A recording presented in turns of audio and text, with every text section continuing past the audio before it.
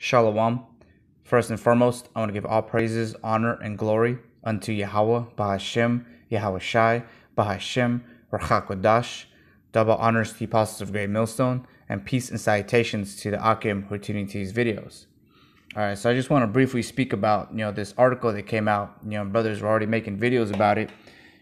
Pretty much the story goes that, this teenage girl was found dead, with her father. And the autopsy, the coroner, they can't pinpoint, what was the cause of death. When brothers were making the video, they were showing the clip and how what they were saying, and the mother, she wasn't even grieving. It started to look like it was a psyop, which I believe personally that this whole little article here was set up so that they can start coming down with persecution. Because Esau, he wants to pretty much, when he tries to shut down this truth, when he's coming down with the sword, he wants to have an excuse so that he's doing that. So the other people don't hinder him or question him, because Esau has the minds of the people. So he pretty much wants everybody to be on board with the persecution that's about to come into this ministry. Like it says in John 15 verse 18, it says, "If the world hate you, you know that it hated me before it hated you." Because the only thing that they're going to have to hate us for is the doctrine that we preach. And so Yahweh Shai was hated for the doctrine that he preached. Also us for the doctrine that we preach in Yahweh Hashem Yahweh Shai. And this is only the truth prevailing. Because this thing right here, it's going to deceive many people, but it's not going to deceive the hopeful elect. They're going to see that there's something up with this story. Things weren't adding up. Because this article pretty much was designed, to get to the people's heartstrings, to sway them, to make their, to convince them that pretty much that those so-called Black Hebrew Israelites who preach on the weekend at camp, that they're nothing but trouble, that they're no good, that we're terrorists, we're extremists. I remember Apostle Gabar was going into how they said the word extreme 6 times in the newsreel, and then also the individual was 33 years old. The father. But I'm not going to get into too much of that stuff, because through the Spirit, I could sense that this whole article, some ain't right about it. But ultimately, it's going to make Esau persecute the elect, and his ministry, to make us out like we're the bad guys. All right, so I'm just going to read a little bit from the top, and then I'm going to jump down. It says, a Renton man may have been alive up to 5 days after his 2 teenage daughters died before the bodies of all 3 were found in their apartment last Saturday, police said. While it could be months before the cause of death are known, the timeline could help shed light on what happened in the apartment. Manuel Gill shared with his daughter. An autopsy on Monday failed to determine how sisters Adriana Gill, 17 years old, Mariel Gill, 16, and their 33-year-old father died, and further laboratory examinations are being done. So already off the bat, that's kind of fishy that the coroners couldn't find the cause of death. But see, this story is pretty much just supposed to, get people to, feel bad about what's going on. And also, they got no evidence of foul play. Because that's what the article is pretty much stating. That it's only going to lead to one thing. Is what was being taught in that household is what killed them. So I'm gonna go ahead and just jump to it where it says it. Looks like it's doing that thing again. The article jumps.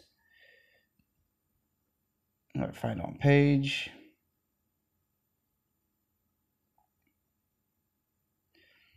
All right, so I'm gonna just read this paragraph. It says, the once cheerful sisters began to change drastically between spring and summer of this year.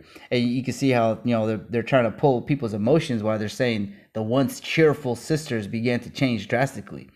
And continuing from the article, it says, Alvarado said Adriana had been living with her dad since she was 12, but Mariel started spending more time at their father's house, eventually moving in near to the end of last school year. The two followed the Hebrew Israelite faith, while their father followed the Black Hebrew Israelite faith. So it just goes to show you this is all made up. And it says, Alvarado said they cited religion as their behavior became more rigid. And so off the bat right there, what's so rigid about, the doctrine that we preach? The scriptures, the laws, statutes, and commandments, they're for life everlasting. The sting of death, the sting of death, is sin, which what we do is we warn our people to avoid sin. But I guess, that's adversarial in the world, because this world promotes violence, sin, and death pretty much. I'll read this quote right here. It says, I cried so many nights trying to convince them to come back, but they felt like if they lived with me, they would burn in hell because they wouldn't be able to follow God's word the way they're supposed to, she said. And so just let you know, like, I don't think this guy was ever, subscribed to any, so-called BHI groups like Great Millstone, IUIC, ISUPK. If anything, he was probably, delving into a whole bunch of videos, which we here at Great Millstone advise not to do. So this guy is not of us. Slovakia. So this guy is not of us. Which leads us to believe, that this whole thing was a plant. It was an agent or, a staged, crisis actor. And just the fact that, there's a cause of death that happened inside of a house, and they can't find out how these little girls died, but then the whole article is pretty much making you, resent, the so-called BHI movement, because it says in that quote that, I guess the mother cried many nights trying to convince them, trying to convince them or whatever. When the scriptures say, that the heart is deceitful above all else, who can know it? But that's besides the point, because I really think that, this is all set up, so that they could start persecuting the prophets, and they've been doing it subtly throughout the years, like with that poster in LA, I believe, where it said Yahushua is coming back, and then they say that they posted that around a predominantly the so-called Jew like neighborhood. And then the other guy with his girlfriend, I forget the guy's name, but they a few years back they stormed a kosher market and shot up the place. Where is that in the scriptures? See, these people, they're actually not subscribe to this doctrine that we preach, because none of us are doing that, and none of us are advocating to do any of these things, like getting in a car and just running over a bunch of people because a verdict was like I'm talking about that Kyle Rittenhouse guy. Right after there was a so-called Black Hebrew Israelite who got in his car and ran over a bunch of kids. I don't believe any of these things are actually legitimate and from our ministry, the doctrine that we preach, because we preach, against what all these actions that they're trying to paint us to be like. So the first precept I wanted to read is in 1 Timothy 3:11. It says, even so must their wives be grave, not slanderers, sober, faithful in all things. Oh, Slakia, I must have, I was supposed to get 2 Timothy. Slakia about that.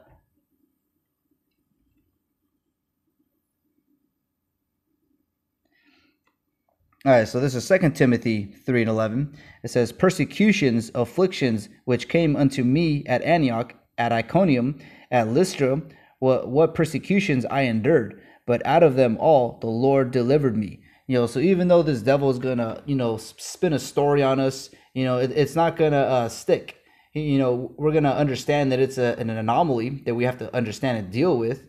But ultimately, it's not gonna be the end all be all for this ministry. If anything, we were warned about this. We were pretty much mentally prepared for this persecution to come and this slandering.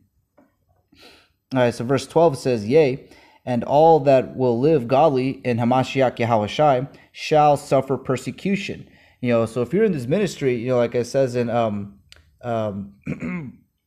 In Sirach 2, when you come to when you prepare to serve the Lord, or when you come to serve the Lord, prepare thy soul for temptation. Because it ain't just an easy walk in the straight and narrow. Because once you're on that straight and narrow, Esau is gunning for you, and he's gonna try everything in his power to try to get you back into the broad gate. To pretty much get you back to sleep into the world. And verse 13 says, but evil men and seducers shall wax worse and worse, deceiving and being deceived. So Esau is the evil man, but also, this goes to anybody who's anti-Hamashiach. They're the evil people that we have to go against, with the spirit and power of Yahweh Hashem Yahushai. But Esau is trying to paint this story that we're evil people, and that some people are going to be deceived and believe in that. If they don't believe it already, this is just going to add more fire to the or fuel to the fire. I mean, because these people, they're completely deceived. And this article that came out, they're just adding it back into the back burner in their mind, to see us as the bad guys. When Esau Edom, he's doing all types of wickedness. Yeah. The people who are preaching salvation for the nation of Israel, we're the bad guys. We're the worst thing going. All right, so this is Revelation 12 verse 9. It says, and the great dragon was cast out, that old serpent called the devil and Satan, which deceiveth the whole world. And this is talking about the serpent from the garden, and he's back today as Esau Edom, and he's deceived the whole world, because pretty much there's only a few people in his ministry, but the Lord had it that way, that understand that this is the truth, and the rest were blinded. But that's that serpent who deceived the whole world. And it says, and his angels were cast out with him. And I heard a loud voice saying in heaven, now is come salvation and strength and the kingdom of our power and the power of his Hamashiach. For the accuser of our brethren is cast down, which accuse them before our power day and night. So this devil is pretty much trying to make us look like we're the bad guys, so that we're unfit for salvation, so to speak. So he's going to accuse us, day and night. Like I said before, we've already, perceived that this was going to happen. So get ready for it to happen even more. This devil ain't going to end. If anything, he's going to go even harder on the paint. And verse 11 says, and they overcame him by the blood of the Lamb and by the word of their testimony, and they loved not their lives unto death. So this gospel is what's baptizing us, so that we're separate from all these wicked accusations or whatever it is that this devil is trying to pin us on. All right, so this is Revelation 2 and 10. It says, fear none of those things which thou shalt suffer. Behold, the devil shall cast some of you into prisons, that ye may be tried. And so with all this slander that and whatever he's trying to paint us as, it's going to be a lot more easier, for him to round us all up, without other people thinking that something ain't right.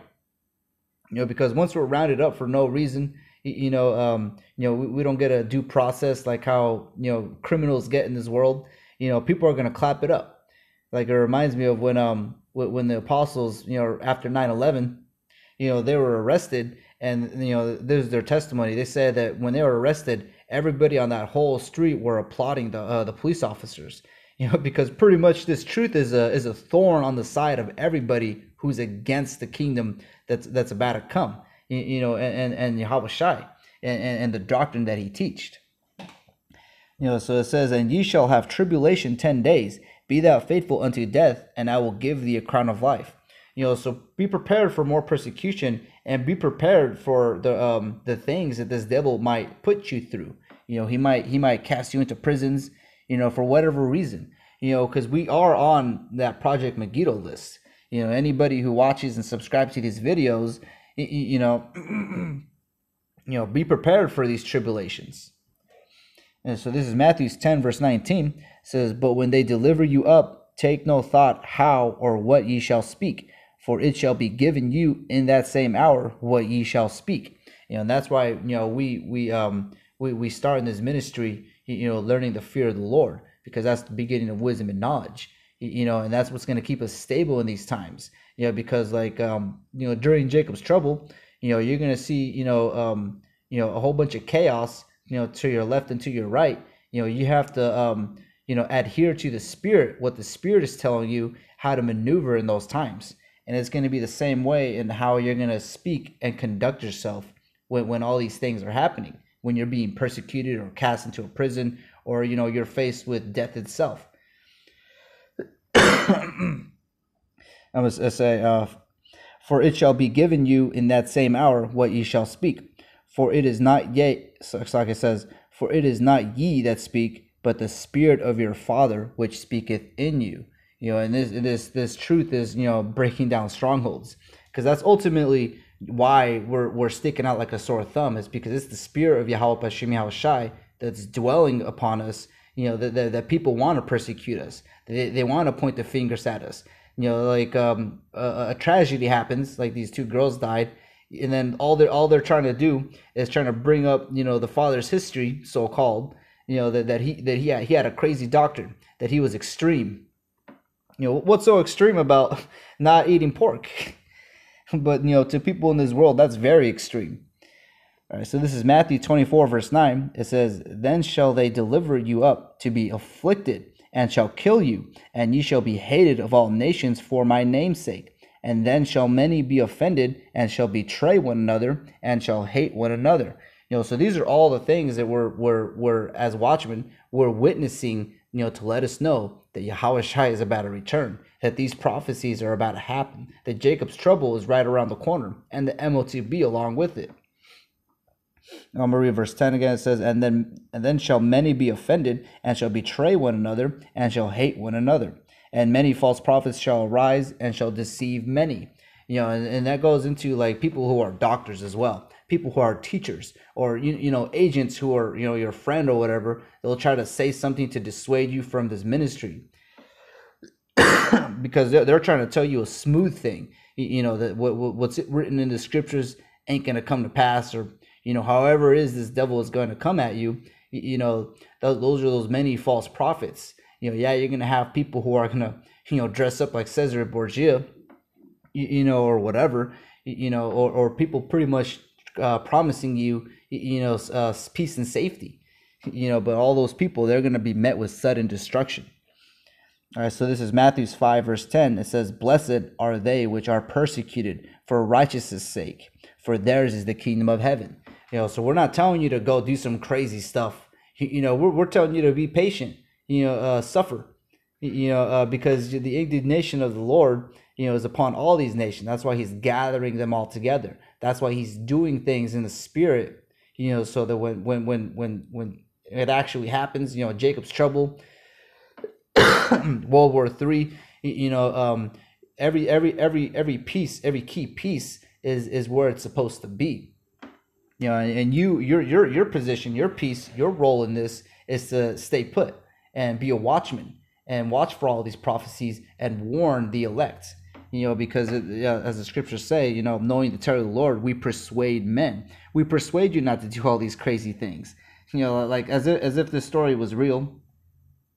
The article, came off like where that the individual killed his daughters, but but you see that's that witchcraft. It makes you think that it had to been that crazy guy who makes an issue whenever there's pork in the dish. We're not supposed to be with these people, because this doctrine is going to make us separate. And the persecution is going to come because we're not part of this world. I'm going to read this again. It's Matthew 5 verse 10. It says, blessed are they which are persecuted for righteousness' sake. So all these people who read these articles and they think, oh yeah, that guy probably killed him. Only reason why is because, he wears fringes. Well, you're blessed for being persecuted for righteousness' sake. Because this doctrine, like I said, is the beginning of wisdom and knowledge, life everlasting for the nation of Israel. So if we're persecuted for that, then so be it. I want to give all praises, honor, and glory unto Yahweh, B'Hashem Yahushai, B'Hashem Rachak Wadash, and Shalom Akim.